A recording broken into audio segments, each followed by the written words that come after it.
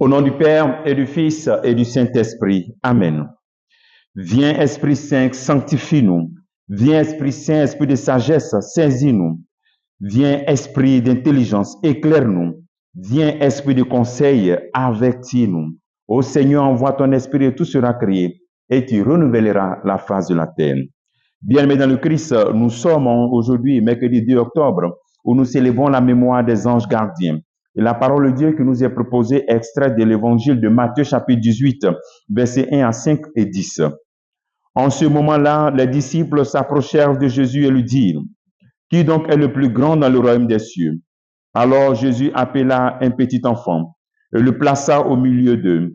Et il déclara, « Amen, je vous le dis, si vous ne changez pas pour devenir comme les enfants, vous n'entrerez pas dans le royaume des cieux.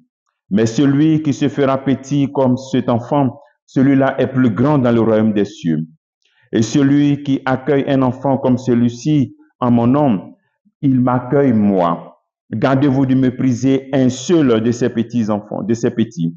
Car, je vous le dis, les anges dans les cieux voient sans cesse la face de mon Père qui est aux cieux.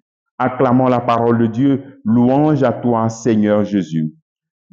Alors donc, nous sommes dans ce chapitre 18 de l'évangile de Matthieu. C'est le sermon de la communauté. Les disciples cherchent le critère pour reconnaître quelle est la personne qui est plus grande de la communauté. Et le Christ place un petit et dit, il leur demande de changer pour devenir comme les petits enfants. Qui sont les petits enfants? Bien entendu, ce sont les enfants, mais c'est aussi celui qui a un cœur d'enfant. Mais aussi les personnes pauvres, les personnes sans importance de la société, la communauté. Alors, il est bon que nous puissions nous poser des questions. Dans nos communautés, dans nos familles, dans nos paroisses, est-ce que ces personnes-là sont au centre? Dans la communauté des disciples du Christ, les enfants, les personnes pauvres, les personnes non considérées de la société sont au centre. Ils ont une place privilégiée. Jésus nous demande donc de les accueillir.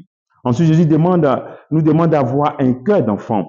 Un cœur d'enfant. Et le cœur d'enfant, c'est celui qui a un esprit de service, celui qui se donne, qui a le don de soi, qui aime pardonner, qui aime la réconciliation, qui donne gratuitement, qui ne cherche pas son intérêt personnel, mais ni son autopromotion, il donne gratuitement. Donc voici le deuxième appel que le Seigneur nous fait, que nous puissions avoir ce cœur d'enfant dans nos communautés, dans nos familles. Changer pour devenir comme des enfants, c'est faire comme Dieu. Jésus-Christ lui-même, dans Philippiens 2, versets 7 à 8, on dit il s'est anéanti, la kénose, il s'est dépouillé, prenant la condition de serviteur et devenant semblable aux hommes, reconnu homme à son aspect, il s'est abaissé, devenant obéissant jusqu'à la mort et la mort de la croix. Alors donc, c'est ce dépouillement du Christ. Tous ceux qui font partie de cette communauté du Christ, des disciples du Christ, doivent apprendre à avoir ce dépouillement, l'esprit de service, du don de soi, du pardon, sans chercher son intérêt ni l'autopromotion. Et même Dieu lui-même, si Dieu est l'expression de l'amour gratuit, la pure gratuité, donc nous devons rechercher à nous identifier à Jésus-Christ, à Dieu le Père, et être dans la communauté ceux qui veulent imiter Dieu, imiter cette petitesse, cette humilité. Et en ce jour, nous célébrons les anges gardiens. Il nous est rappelé aussi que les anges de ces enfants-là voient sans cesse la face de Dieu le Père. Donc, le Seigneur nous invite à ne pas les mépriser, pardon. Se faire petit comme Dieu, rentrer dans cette humilité, donne aussi cette capacité à nos anges de voir Dieu. C'est comme si ceux qui rentrent dans cette attitude d'humble, don de soi, réconciliation, les anges voient la face de Dieu. C'est comme si ils rendent capable les anges de voir la face de Dieu. Pourquoi? Parce que celui qui est petit, il est disposé à l'écoute. Celui qui est orgueilleux, il n'est pas disposé à l'écoute.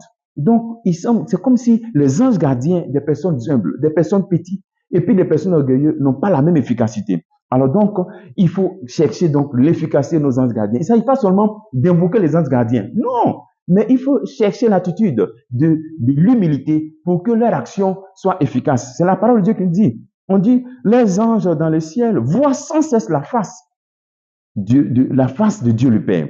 Et vous voyez dans le psaume 90, verset 11, le Seigneur, on montre la puissance, l'efficacité de cette vie d'enfant. Être petit, avoir un cœur d'enfant provoque la force, l'action divine.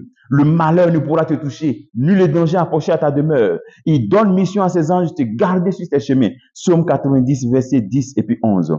Célébrer donc les anges gardiens, c'est retrouver nos cœurs d'enfants obéissants pour permettre à nos anges de voir la face de Dieu, surtout que nous sommes disposés à écouter Dieu, donc à écouter cette petite voix de nos anges gardiens. Cela favorise la bonne action de nos anges. Ils voient sans cesse la face de Dieu, donc ils ont une action dans notre vie. Les anges gardiens d'une personne orgueilleuse et puis les anges gardiens d'une personne humble n'ont pas la même efficacité. C'est la disposition. Demandons au Seigneur au cours de cette journée cette grâce d'être vraiment des enfants. Le travail que tu peux faire en ce jour, c'est deviens un enfant de Dieu pour que ton ange gardien ait plus d'action dans ta vie.